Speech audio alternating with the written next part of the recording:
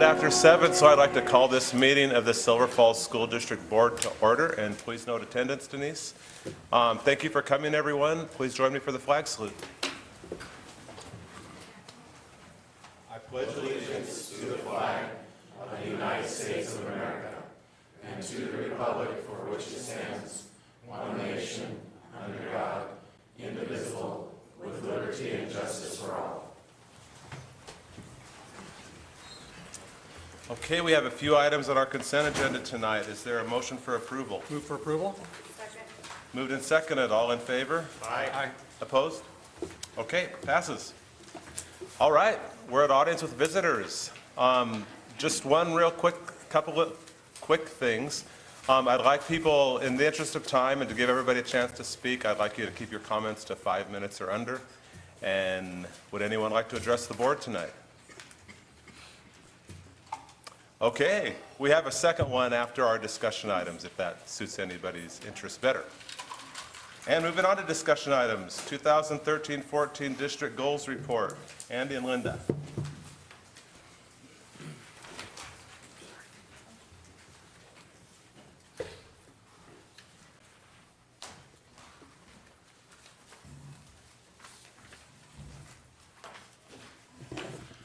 Good evening.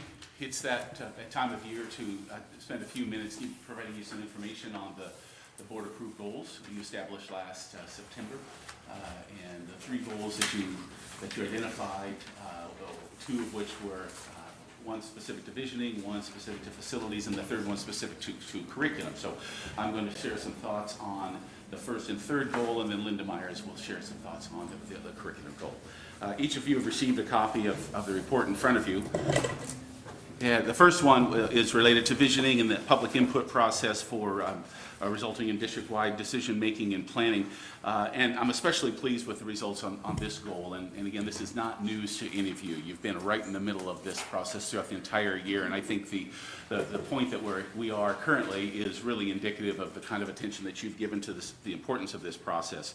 But for your sake and the sake of the public, just want to highlight some of the progress that we've made this year, especially related to public input, 13 focus groups, 3 community forums, public engagement process, plenty of testimony at this board meeting in this forum.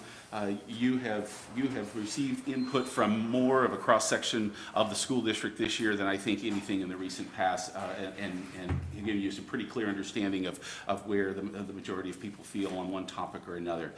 If you recall back to our public input process, there were a number of bullets that were specifically asked of the community: preferred communication methods, challenges that they anticipate in the next 12 months or 5 years, district practices, decisions that are working, what challenges we have, advice on facilities, strategies to ensure high-quality education, and discussion about centralized decision-making as compared to individual school direction. We're not quite finished with this process yet. As you'll see on the second page of the handouts each of you received, there are 2 headings there. One's titled completed, the other one is to be completed. And each of the bullets above are completed to this point, even a couple of those items approved by you. Again, especially pleased with being able to move ahead as soon as district in-service. And we received some additional input from our consultants during the administrative retreat last year. But use of the mission statement, use of our value statements, they will all have quite an active presence within our school district very soon. To be completed, and note that the to be completed dates are over the course of really the next 2 months, August and September, and your visioning process will be at a point of completion, again with additional input from you, additional review, and additional time for you to influence what that final outcome looks like. I'm going to scoot right to the third goal, simply because there are some similarities between the two. This one is related to district facility plans with priority emphasis on technology, identification of options regarding use of Eugene Field School, and evaluation of real estate property no longer required for school purposes. So there are 5 bullets below that are talking points related to that through your decision making, you found available some funds mid-year to approve for technology improvement, wireless access points in the district, student device purchase, data storage and backup, and related investment.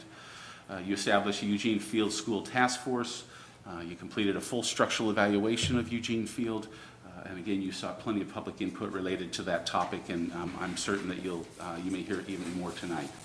Completed district-wide seismic evaluation of all schools, which is the driving document for us to submit the state seismic grant, which will be submitted prior to the end of September. We're moving ahead with that task. Designated Steelhammer property as surplus and listed it for sale. We've had some interest in that property, and you'll get some additional information later this evening about that. And then, of course, the state seismic grant application. Those are all specific to facilities, and I'm very pleased to report that you've made lots of progress in those areas and have helped set the tone for 2014-15 school year.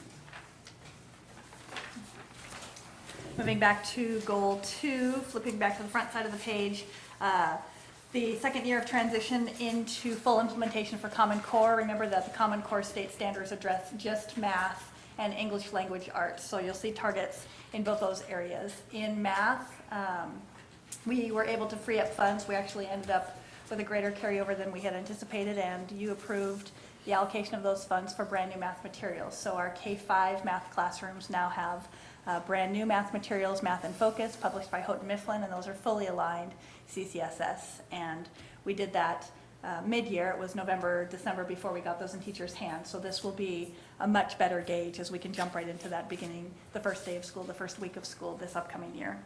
Grades 6 through 8, we were able to maintain our current materials, Oregon Focus in Math. Those were locally developed by a math teacher in Newburgh, and we purchased those at least 5 years ago. But she released an excellent supplemental guide, and so we have redesigned pacing guides that show grade level teachers 6, 7, 8 exactly where the CCSS standards fall, and they've been able to gather all the materials that they need. They have access to everything online, so if they need to actually grab a lesson from a different grade level, they're able to do that and plug those in. So 6, 8 is fully aligned. And our math team at the high school did a great job ensuring that the rigor of the standards are currently embedded. We didn't change the course structure at Silverton High School, but there's been a review, and the CCSS standards are fully enveloped in the algebra concepts track, as well as Algebra 1 geometry and Algebra 2 coursework. So math, we're well on our way. English language arts didn't have radical changes in that we were fortunate to be very well prepared in the materials that we selected 7 years ago.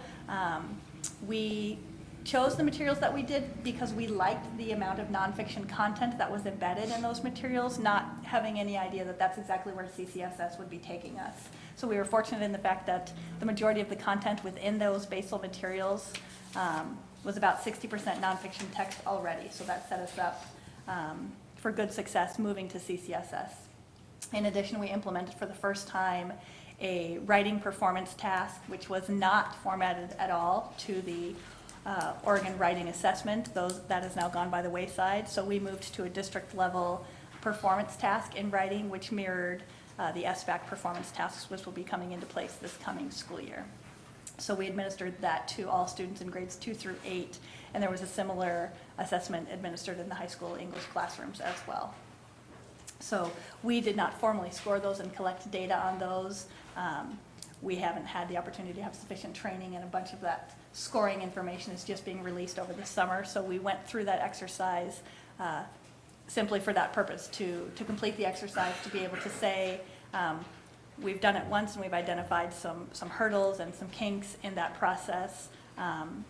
It's a different kind of assessment than our kids have done in the past, and so I think it was a helpful exercise for our teachers to walk through that with them in kind of a less structured, less threatening setting. So we completed that successfully. As far as reporting the standards to parents, we have completed a redesign of the report cards over the course of this summer. There are not drastic changes in K-5 because we did a redesign last year, but we got some great input from grade level teachers, just being able to tweak and modify. We saw some concerns and questions in the things that were reflected in math, specifically teachers saying that the standards that we had represented on our report card this past year were not specific enough. And they wanted to be able to really be able to report to parents what is it that their student knows and is able to do within the general math content at each grade level. So we've made some specific additions, particularly in the area of math, to those report cards.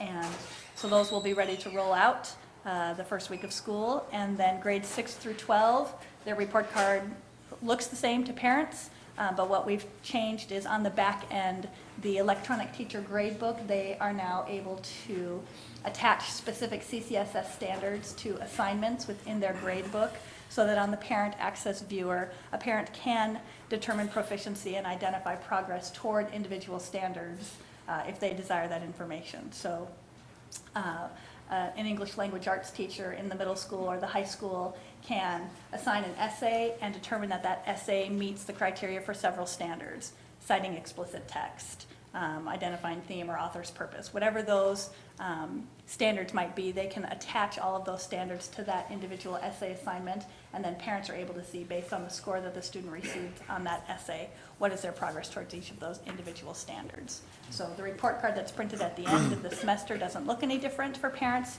but anyone that wishes to access that information can at any time, and teachers also have the opportunity to share that at conferences. So we're well on our way, we're prepared. I feel good about where we are as a district with CCSS and implementation. Good. Questions for Andy or Linda? Okay, this is encouraging. It's encouraging to see the progress that was made this year and all this stuff. So thank you guys very much. Okay, moving on. General obligation bond measure election on November 4th, 2014 for revenue generation of up to $24.9 million to fund capital improvement projects allowing for the discontinued use of Eugene Field School. This is an action item tonight. We're going to be voting on this resolution. So time for discussion. And I think we should probably just go down the line again, and that's okay with everybody, and give each of our individual thoughts. This is a pretty important thing. This is something we've been working on for a long time. So let's start. Herb, do you want to start? Oh, yeah. I'm excited to be at this point. I've been at this point for quite some time, but I am appreciative of all the input and look forward to moving on.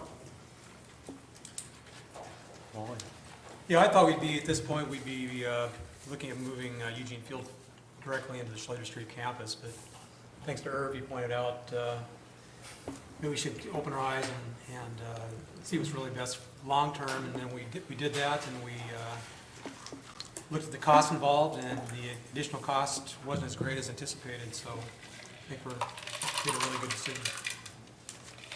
Yeah, I would agree with both of that. I've been at this point for a long time, too. It's so time to discontinue the use of Eugene Field. That building is just at the end of its useful life as a school, and it's time to do that. And as far as making Schlater into a junior high, long-term, that's the wisest thing to do. It's the cost figures we got, it's not that much more expensive when you're looking at a 50, 75-year building, and it's just the right thing to do. That campus is better suited as a junior high. And the amount of public input we've had this last year on this issue and other things, but mostly on this issue is just, I mean, I've been on the board for 8 or 9 years now, and I don't know of anything else that we've gathered this much public input on. And the overwhelming majority of that input we've gotten has been to get out of Eugene Field, that it's time to do that. So I think we're on the right track. I'm definitely for this resolution and ready to move forward with it. So. Yeah, no, I'm also very appreciative of all the input. We've heard huge amounts. I'm going to differ on it, though. I'm going to vote no on it. The primary reason is we don't have the high school paid off. And in order to do this, we're going to borrow all this money. And for the first 12 years, it's pretty much interest only. And I just can't recommend that. I don't think it's a responsible way to finance any major project. We definitely need to do something for passing a smaller bond, taking care of the needs of the building, maybe buy a great set of modulars, other options. There were many other options people were tossing at us, and all of them had a very common theme. They were trying to save a lot of money. And the foundation of the problem, I feel, is we don't have the high school paid off yet. In 12 years, when the high school pays off, we will have the ability, if you look at 2.5, the high school is at about 2.5 per thousand. We can finance a wonderful project. I'm afraid that some of the portions of the high school that we're not touching, we're just gonna give it a coat of paint, that they're still not the seismic standards. I'm just afraid that we're not, some of the input we received from many people who were for this project said, whatever you do, you gotta do it right. And I'm afraid that we're not doing the entire Schlater project right. And I'm afraid that something's gonna rear its head in 15, 20 years, and we're gonna be in there again. So, anyway, that's where I'm at. So. I have to say I've appreciated all the input as well, and I think that this is the type of decision that reasonable people can come to different conclusions on, and respect that Tom and others in the community that feel that similar ways. I come down on the other side, and Tom, I guess, I feel like it's time to make a significant investment and this feels to me like the right thing to do at this time. We have kicked around those other options and tried hard to save money in ways that we've felt are prudent and ways that we felt wouldn't be short-term, costly solutions. For example, in my opinion, investing in modulars, true modulars that are designed to be temporary rather than permanent type of volumetric construction that you talked about. So, for me, I think it's a good time to bite the bullet. I do wish we had more bonding, less bonds on the books, so we didn't have to finance it the way we do. But I feel like we've made a good compromise to make it affordable. Obviously, there will be people that can't afford it, but the vast majority of our community, I think, can afford it. I look back at the past and the significant investment that this community made in the old high school, the Schlater campus, when that was built, Eugene Field, and the new high school. And I just think it's time to do it again. It's just one of those things that we have to do every so often. Money's cheap right now in terms of financing. It's very favorable rates. And so as much as I don't like to pay interest only either for a long period of time, I just to me think that that's one of those bullets we have to bite. So that's where I come down.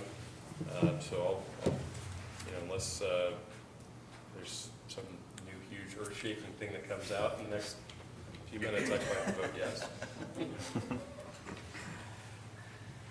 I think it's time, it's best for kids. We need to get out of Eugene Field. This is a long time coming. I think we've had a lot of great input from the community, and I think overwhelmingly it's been, move those kids out. I think the plan of having the middle school at Schlater makes a lot of sense. We are destroying the area that we always said we would. That front part will not be there. It's time. Financially, it's responsible. I think the long term, we're trying to be reasonable with that as well, and to not wait any longer and to really put the kids first and do what's right for them. So yes, I'll be voting yes as well. Just a couple other things that I thought about today on the last bond, and a couple things I just want to get out there from the start, and it's something that we're going to keep talking about, but I want to get it out there from the start. On the last bond, one of the rumors floating around was that we were creating a mega middle school at the Schlater campus. That is not the case. That is not true. We're not going to be doing that. In fact, this plan I think is going to be smaller than it was the last time because it would be a 6 through 8 instead of 5 through 8. But this board has no interest in moving kids from the outlying schools into town for a junior high. No interest in that.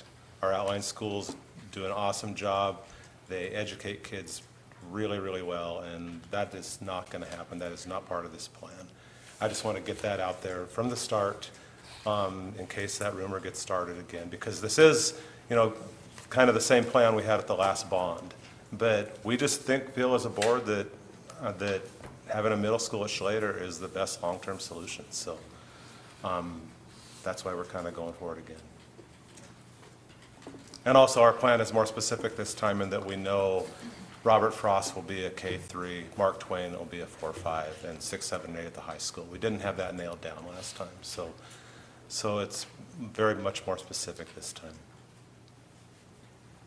And like Julie said, we will be tearing down the old part of the Schlater High School, which is the only part of the high school that we ever said wasn't safe to put kids in anymore, wasn't suited for kids anymore.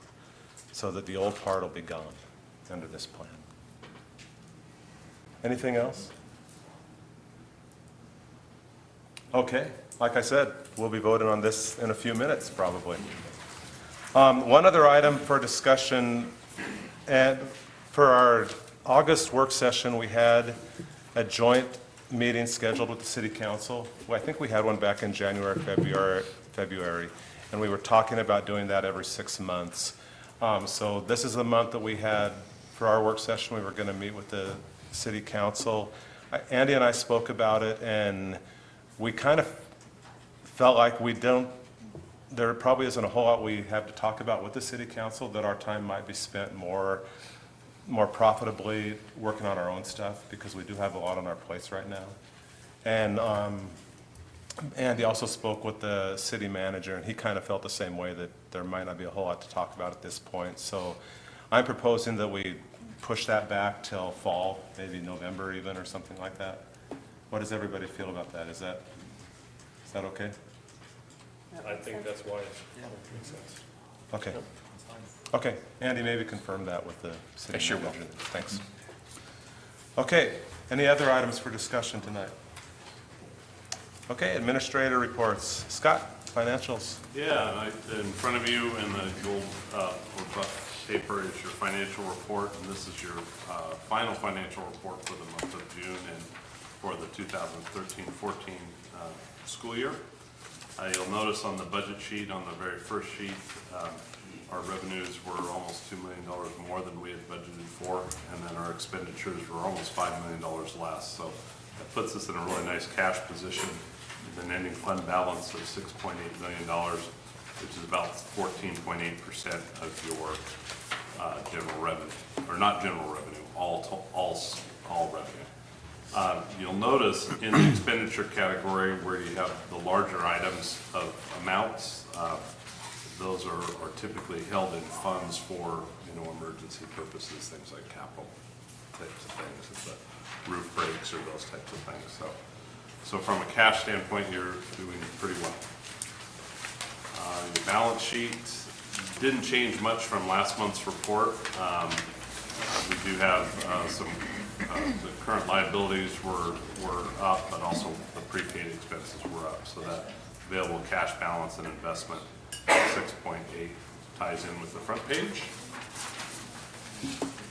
And then we just adjust. Some of the schools had some straggling amounts that we had to make some adjustments on in the month of July for June.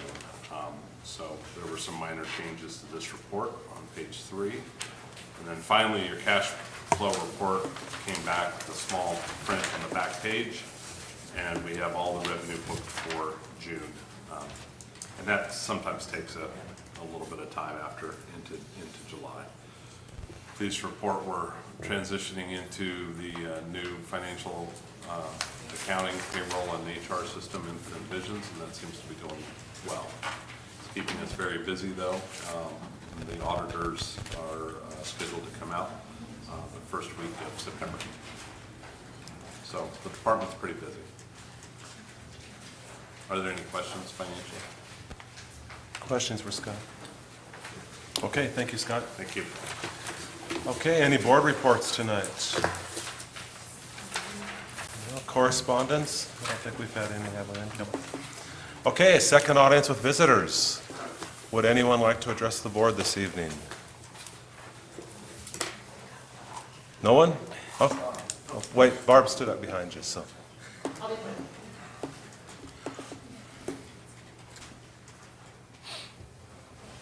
Please sign in, Barb. You know the drill. My name's Barb. I should know the drill. It sounds like I'm annoying you. I'm sorry.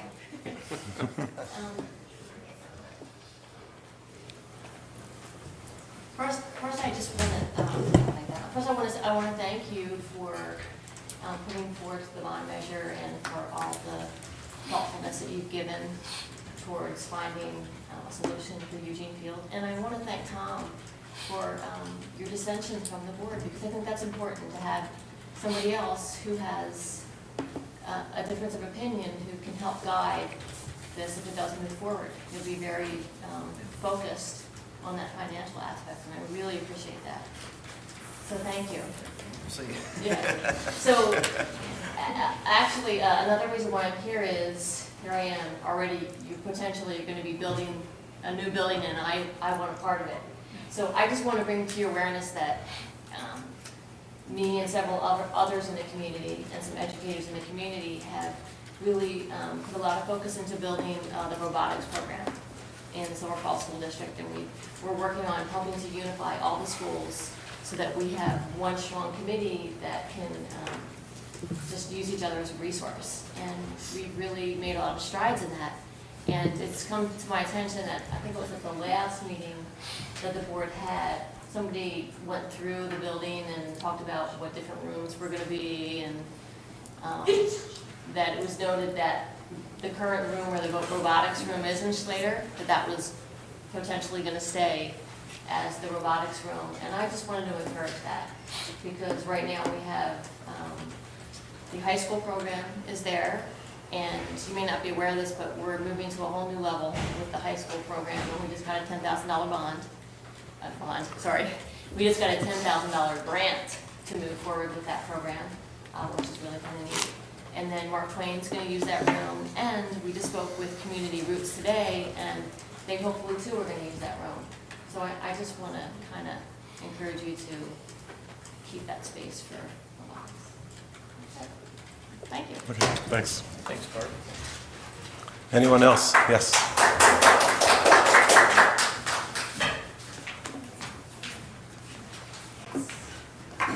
My name is Mike Albert. Yeah, please sign in, Mike, name and address. And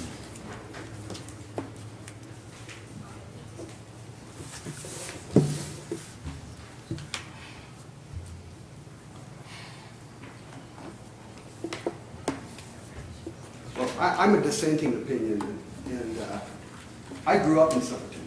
I went to Eugene Field. You made a statement that it's the end of the useful life. To my knowledge, there is no end of the useful life for a school. If you go to Salem and you look at Brush Creek, it was made in the 1890s, still alive and well. If you tried to take that school from their community, you'd be strung up. There's no useful life. There are valid reasons to move away from a school. Demographic change. There's no kids there anymore. This isn't the case. Tremendous growth. Not the case. If you look at the state of Oregon projections, we're looking at 1% over, as far as the eye can see. That's 4 kids in Eugene Field School per year. Okay, that's not a big growth. Not going to happen. As a matter of fact, statewide it declined. And there may be contradictions to that. I don't know about every apartment complex that's being built, but I don't see it. I don't see demographic change. The kids are still where they used to be, where I was. The other option is that you've got a killer offer. McMiniman said they're going to come in and they're going to give you $6 million for that property. Yeah, that's a valid reason. I can get into that. And I've seen that. You know, it was again, I'm more familiar with Salem, but if you look at Bush Elementary, the hospital did exactly that. They came in, they paid $6 million. That funded the new school. So there are some valid reasons. You guys haven't hit on them. You know, and I would dispute with you. I'm definitely against it. And there are a host of other reasons, not the least of which, it's going to raise our taxes. Over 50% of the kids in, at least according to the state report, in Eugene Field are impoverished. And now you're going to add $500 a year to their house taxes? How's that going to impact them? Does it mean they're going to have less? I think so. You know, like I say, there's some valid reasons. You guys haven't hit on them. They're also, you know, I've heard other people say, oh, it's bad plumbing. We can fix plumbing, you know.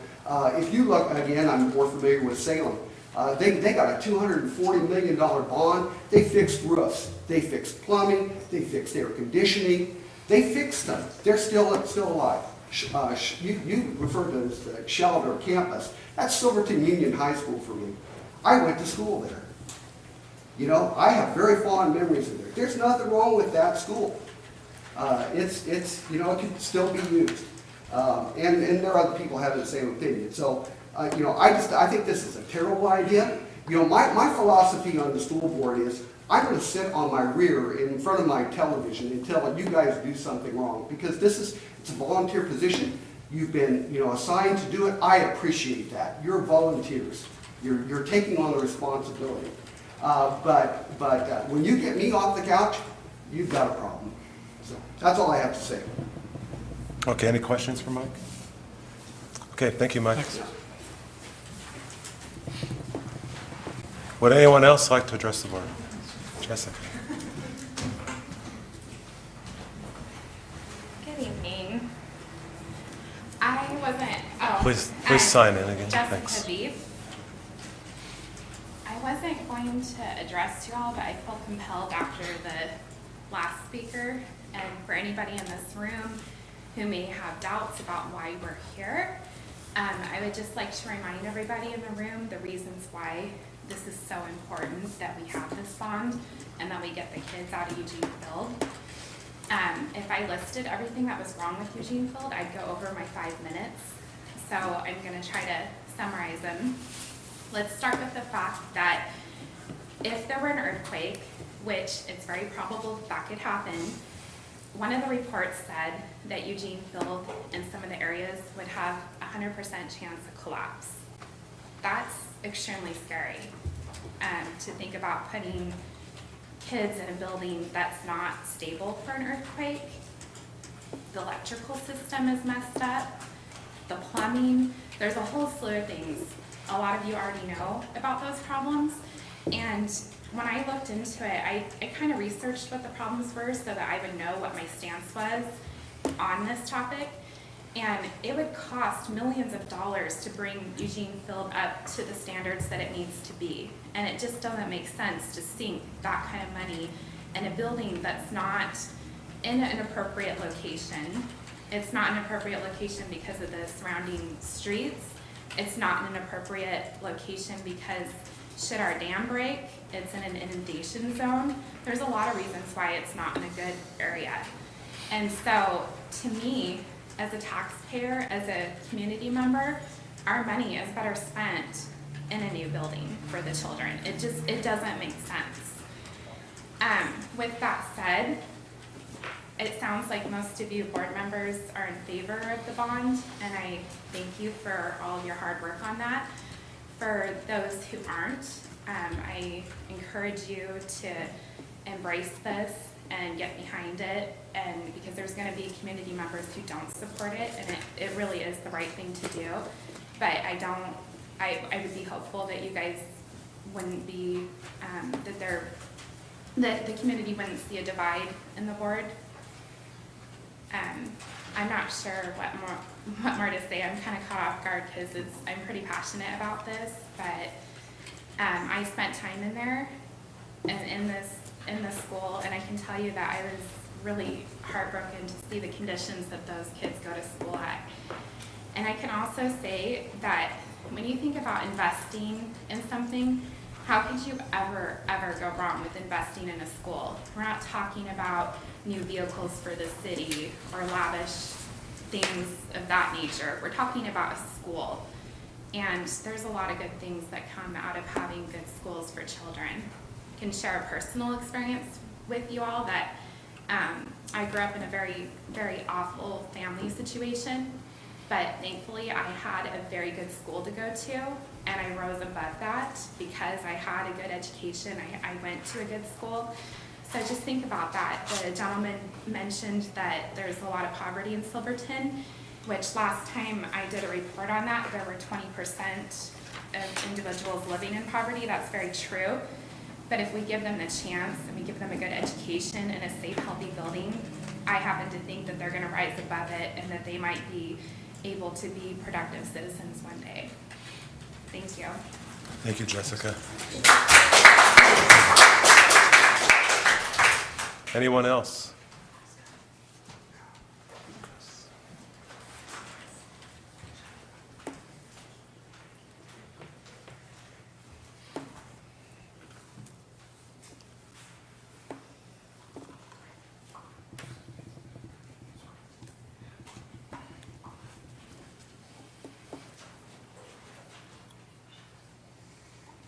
I'll keep this short.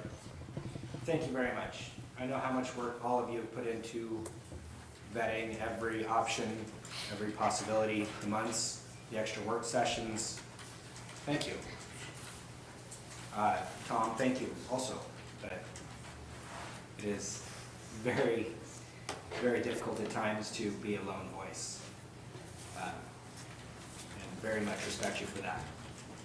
And I look forward to working with you guys to help move this through and be a part of the community and work forward to make Eugene Field a shining star, to make the school district a shining star within the state. So, thank you very much. Thank you, Chris. Anyone else?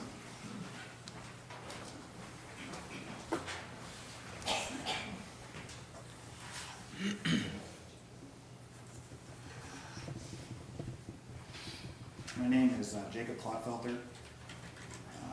I've just got a couple of questions. I appreciate that everybody's here. Again, you know, the other speaker said you guys are all volunteers, and I understand that and appreciate it. And you guys put a lot of your own time into this. It's clear that I think most everybody in the room is pretty much in agreement that the current conditions at Eugene Field are substandard for educating our youngest children. I mean, this is a K-3 school, so we've got children as young as 5 years old going to school there. So, you know, clearly something needs to be done. So the two questions that I have are: is there a date that has been established as the final day of school occupation at Eugene Field? When can we expect that the school will be shut down once and for all? And the second part of that question is, what actions can we expect to be taken to mitigate those conditions that are there currently? The electrical system, I doubt would be up to current NEC standards. I doubt that the building would meet current fire protection code. So, I mean, these are concerns and they're issues, and so, you know, the two questions: when do we expect the students will be out of the school for good, and what can we expect to happen in the interim? Jacob, to their first question, the kids to be out.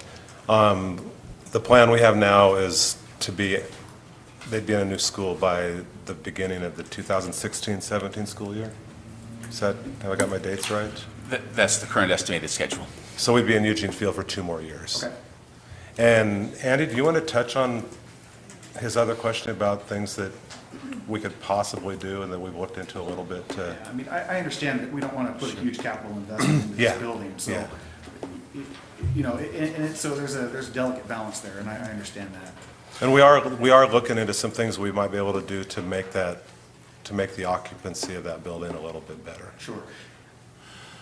I don't know if we can talk about anything real specific right now. Many of the issues that have been identified with that school building have been obviously there for many years, and whether it be mechanical, electrical, or air movement, fire suppression, et cetera. I mean, it's a 93-year-old school, and it's grandfathered in many regards. That's why some of the code compliance requirements haven't been required to maintain, and for a variety of reasons as well, in addition to that.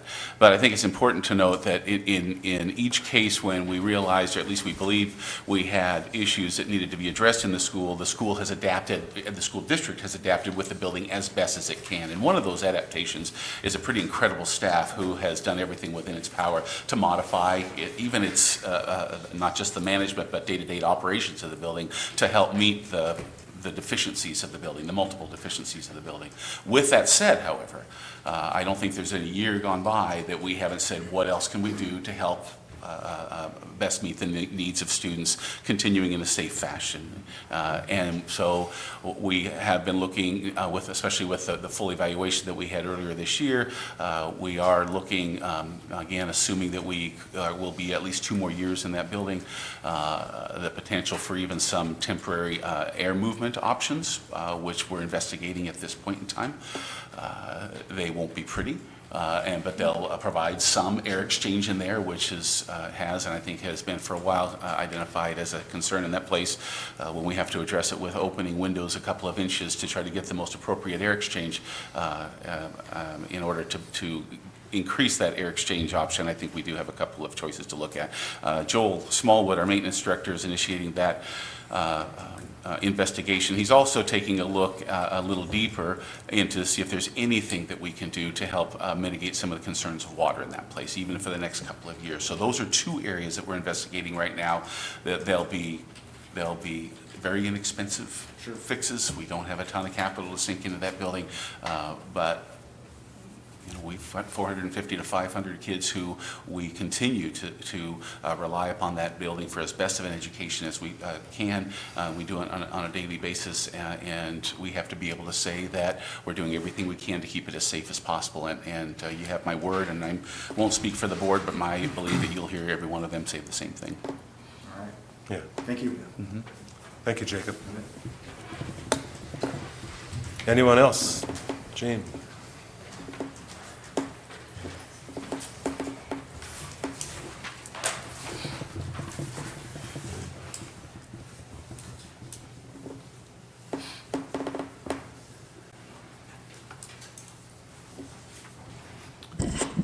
Thank you. I really didn't intend to come here. In fact, I think I'm wasting my time. But I hear some things and it makes me want to speak. You could so easily fix all these claims of problems at Eugene Field School, and we presented to you the Dalkey, and it was referenced by the other speaker. The Dalkey right now is fixing these schools, many of them in same kind of conditions, and making them usable facilities.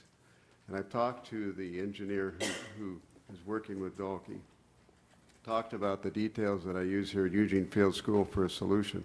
You'd have a very safe building, very economic for running, efficiency, good air, all kinds of good things. It'd be like a new school, but you don't want to listen to that.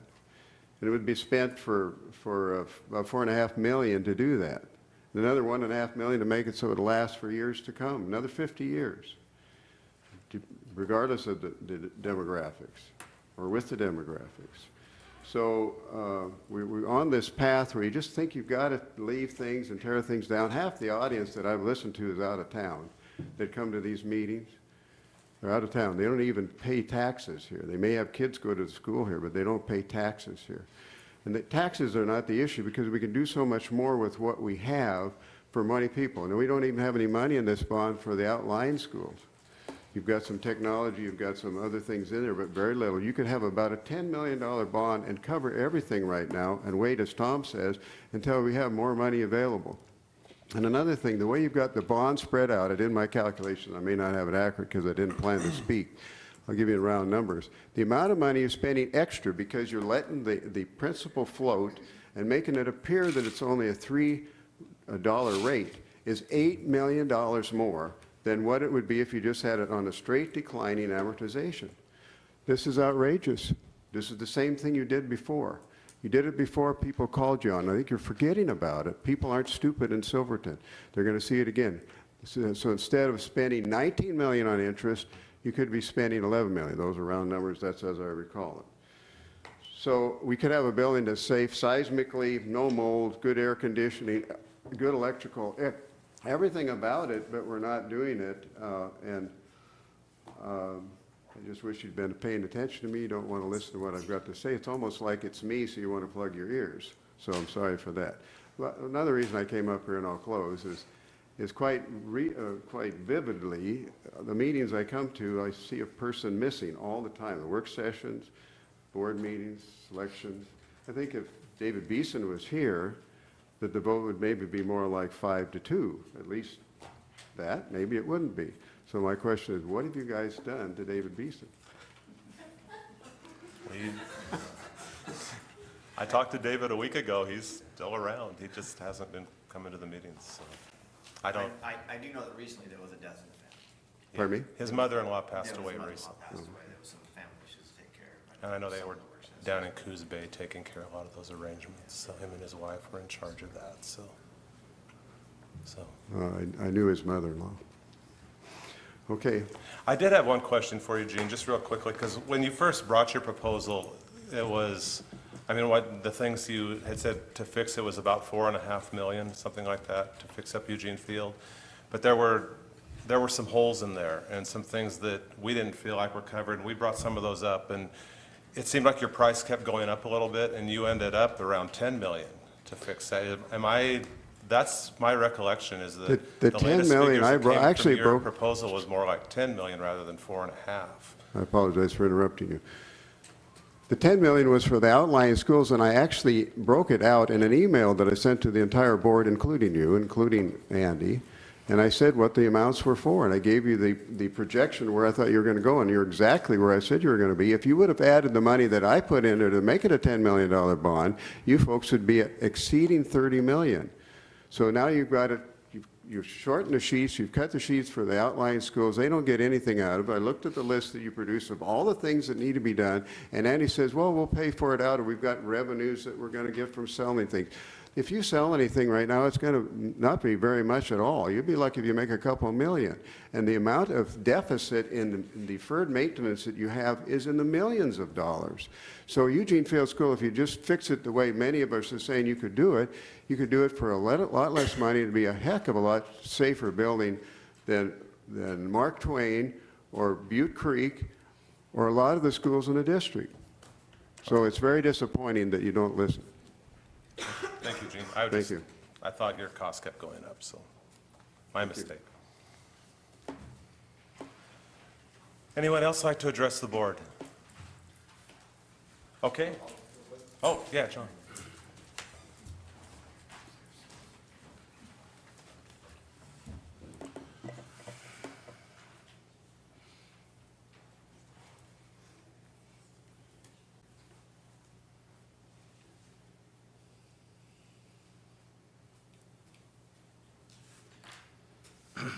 I also, my name is John Mannion, have been kind of listening and watching all you've done over the last, I guess, close to 18 months to get to this point. I'd like to applaud your efforts in that regard.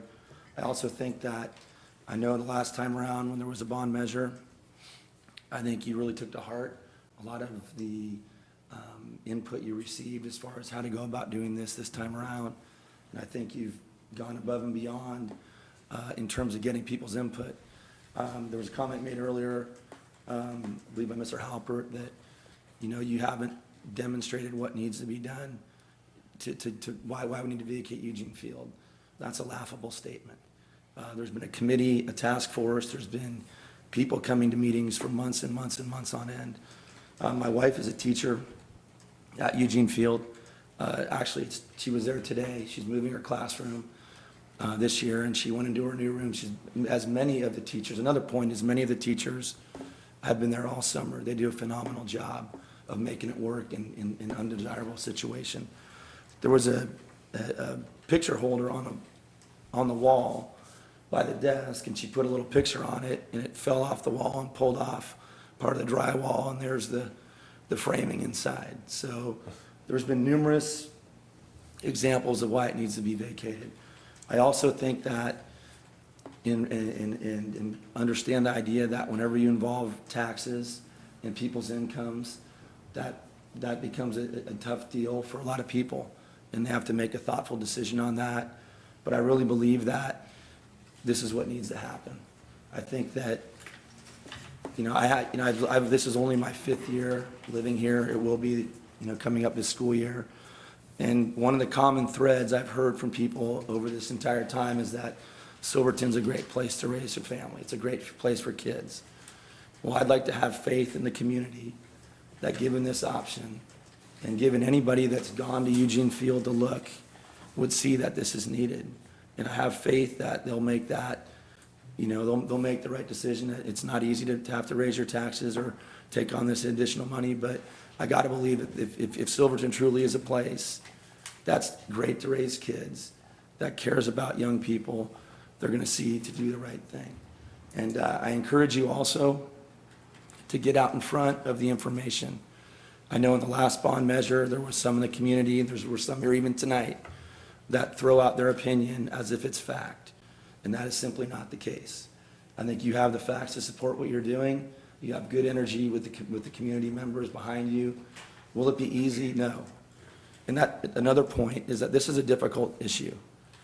One thing I've learned in life is there are not easy answers.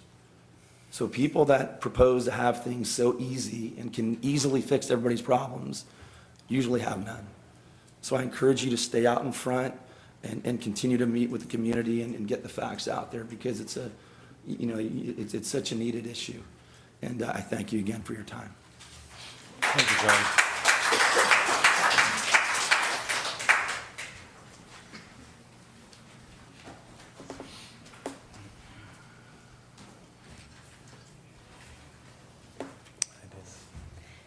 Dana Smith.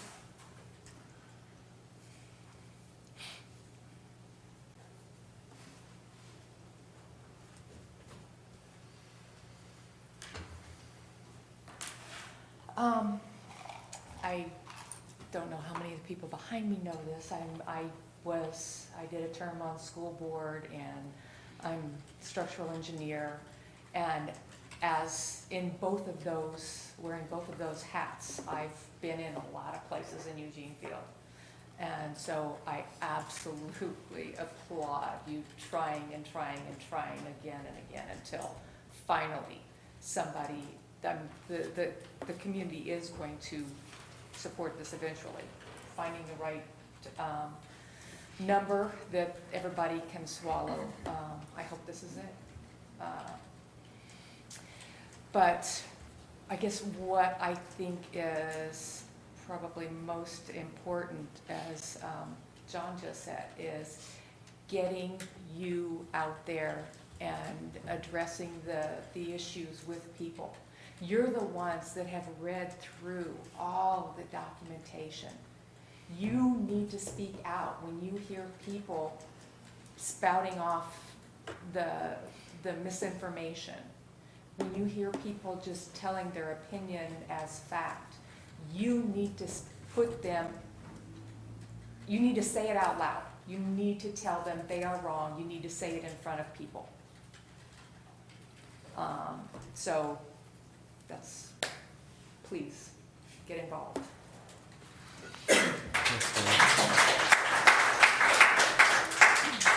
Anyone else? Okay. Can I say one more thing? Or is that inappropriate? No, not inappropriate. I just wanted to clarify, Gene had mentioned a couple times that nothing was going to the outlying schools. And part of the bond, let me read it word for word, fund technology and security upgrade projects at each of the district elementary schools, such as door locks, security cameras, fencing, telephone, intercom, technology, infrastructure, furniture, and equipment. That goes to the outlying school. I just want fact clarification.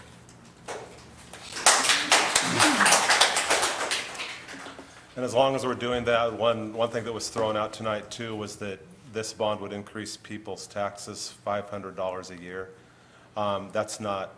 That's incorrect as far as, and it depends on the value of your home, obviously, but we did some figures at our last work session, and around a home worth around $200,000, it would increase $10 to $15 per month, which is $120 to $180 a year. So that was a little bit of a fact correction too. Okay, we're going to move on to our action item tonight. Approve resolution number, put my glasses on. Approve resolution number 8-11, 2014, authorizing general obligation bond election on November 4th, 2014. Is there a motion? I move to approve the general obligation bond election on November 4th, 2014. Is there a second? second. Okay, any discussion? Did you have, Yeah, I'd like to just clarify something. Let me put my glasses on. Under the summary, it says fund projects resulting in the discontinued use of Eugene Field. This would include Schlater Street campus reconstruction and demolition of original building. I'd like to scratch original and put designated.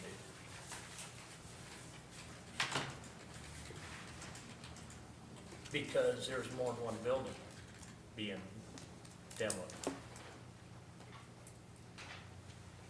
You're talking about the accessory buildings? Yeah. Ag Science Building.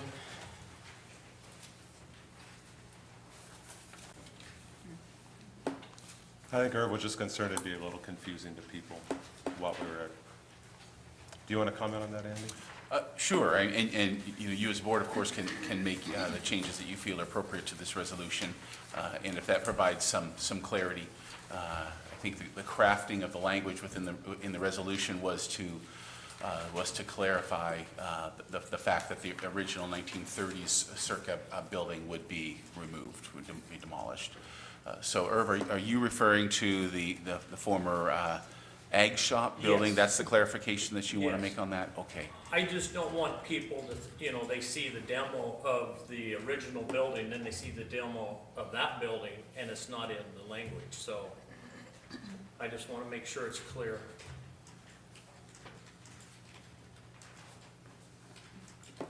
We'll do original building and designated. We'll just put designated buildings and you got it covered. That might be confusing to people as far as knowing what buildings. Would it be better to put the original building and Ag Science building? If those are the only two coming down. Yes, and again, I'm relying upon your lead on this because the intent was to place that demolition in there associated with the original building because that's what's going to occur. That was the portion of the building that the school board in 2006 identified as the unsafe portion of that building as well. It's also seismically unsound. I mean, it's all there. So I think it's important that be referred to because there have been some questions raised in the community about that. Even phrases like, I thought you were going to discontinue use or remove that portion of the building. So this clarification does help that. So it may be better, in my suggestion, Irv, if we just put original portion and ag or a former industrial arts or former ag shop building or something. Yeah, just something that they know that it's included.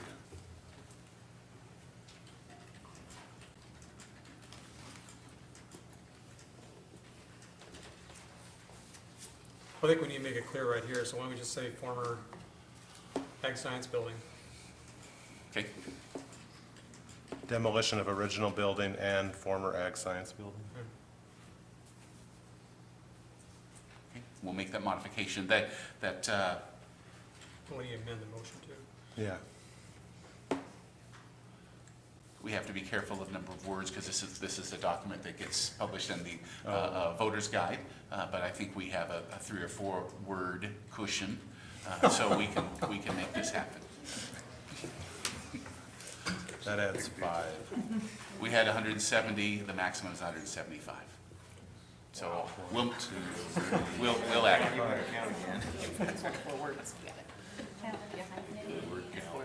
We'll make it work, Tim. It should work. Yeah. If I'm counting right. Okay, Julie, would you like to amend your motion? Sorry, Julie. Yeah, so I move to, with Irv's changes, that include the ag building, that we go ahead and authorize the general obligation bond election on November 4th of 2014. Is there a second to the amended motion? I'll second it. Okay.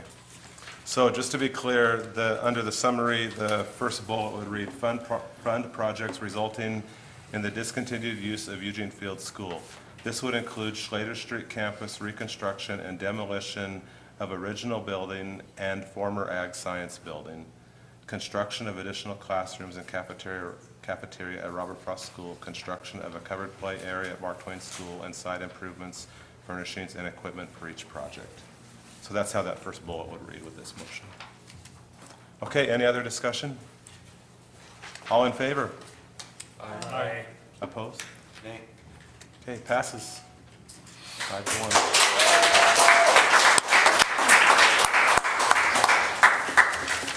Good, good, good. Okay. Okay, we're going to adjourn out of regular session, move into executive session under ORS 192-660, conduct deliberations with persons designated by the governing body to negotiate real property transactions, Steelhammer property.